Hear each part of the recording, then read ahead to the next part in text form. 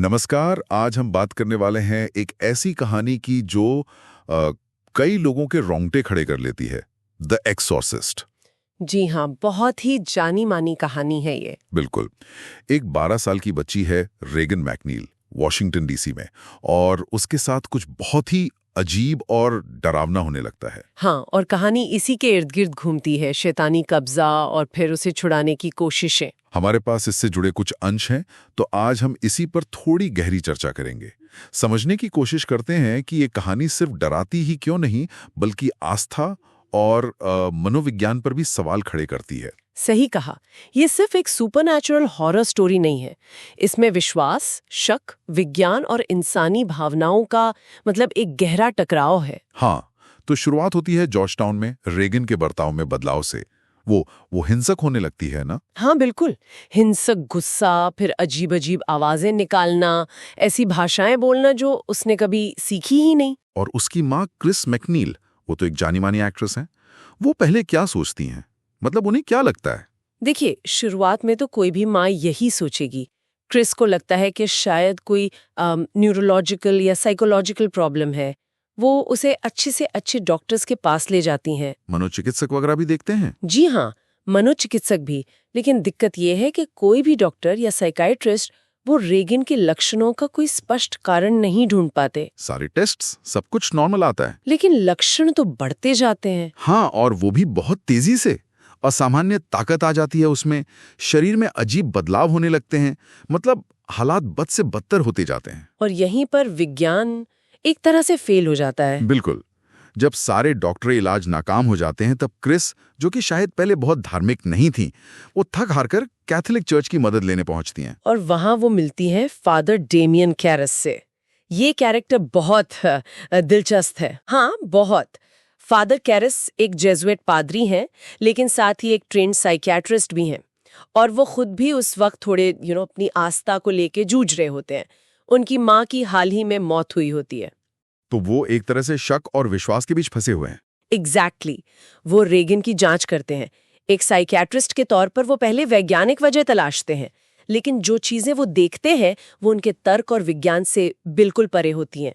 तो फिर वो मानते हैं कि ये शैतानी कब्जा है। हाँ, काफी आंतरिक संघर्ष के बाद वो इस नतीजे पर पहुंचते हैं कि ये वाकई एक डेमोनिक पोजेशन का केस है। और ये बात अहम है कि वो खुद एक साइकियाट्रिस्ट होते हुए ये मान रहे हैं।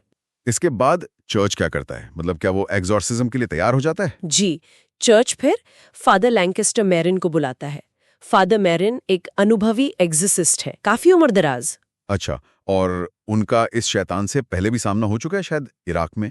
हाँ, कहानी में ऐसा बताया गया है कि सालों पहले उनका सामना इसी शैतानी ताकत से हुआ था, तो उन्हें अंदाजा है कि वो किस चीज से लड़ने जा रहे हैं। तो फिर फादर मैरन और फादर कैरस दोनों मिलकर एग्जॉर्सिज्म की रस्म शुरू करते हैं। जी, और ये जो रस्म है ये कोई साधारण पूजा पाठ नहीं है।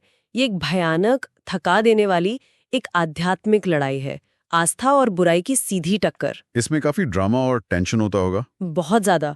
वो शैतान रेगन के जरिए दोनों पादरियों पर मनोवैज्ञानिक हमले करता है, उनकी कमजोरियों पर चोट करता है। और इस रस्म का अंत वो काफी दुखद होता है ना? हाँ, दुखद नाटकीय। एग्जॉर्सिज्म के दौरान ही फादर मैरिन की मौत हो जाती है, शायद हार्ट अटैक से, लेकिन लगता यही है कि उस शैतानी ताकत ने उन्हें हरा दिया। तो फिर फादर कैरस अकेले रह जाते हैं। हाँ, और वो बिल्कुल टूट जाते हैं। मैरिन की मौत उन्हें हिला देती है, लेकिन फिर एक हताशा और शायद गुस्से के पल में वो एक बहुत बड़ा कदम उठाते हैं। वो क्या करते हैं? वो उस शैतान को चुनौती देते हैं, उसे अपने अंदर आने के लिए उकसाते हैं, चिल्लाते हैं कि रेगन को छोड़े और उन पर कब्जा करे। ये तो बहुत बड़ा बलिदान है। बिल्कुल, ये उनका अंतिम बलिदान होता है। जैसे ही वो शैतान फादर कैरस के शरीर में प्रवेश करता है, हाँ। वो कुछ सेकंड के लिए खुद पर काबू पाते हैं और खिड़की से कूद जाते हैं। अरे बाप रे, उनकी मौत हो जाती है? जी, उनकी मौत हो जाती है, लेकिन रेगन उस शैतानी कब्जे से पूरी तरह आजाद हो जाती है। वाह, मतलब फादर कैरस अपनी जान देकर उसे बचा लेते हैं। हाँ, ये त्याग कहानी का एक बहुत ही शक्तिशाली और मार्मिक मोड़ है।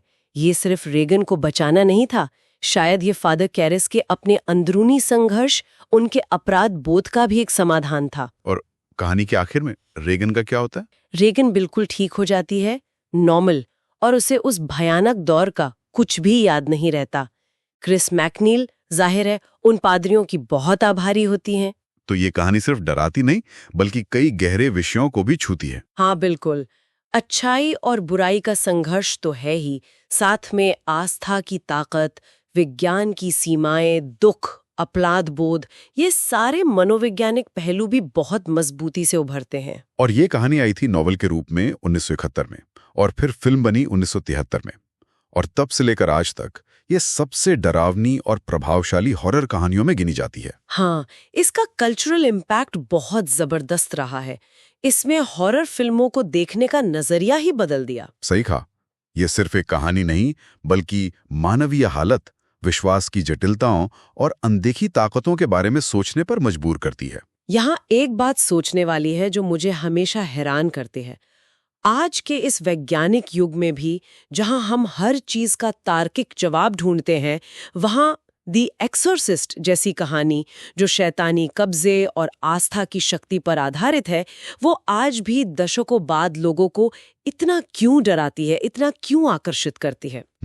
ये हमारे अंदर के किन गहरे डरों को या शायद किन गहरी उम्मीदों को छूती है। वाकई ये सवाल तो है और शायद इसका कोई एक जवाब नहीं है। खैर, आज की चर्चा को यहीं रोकते हैं।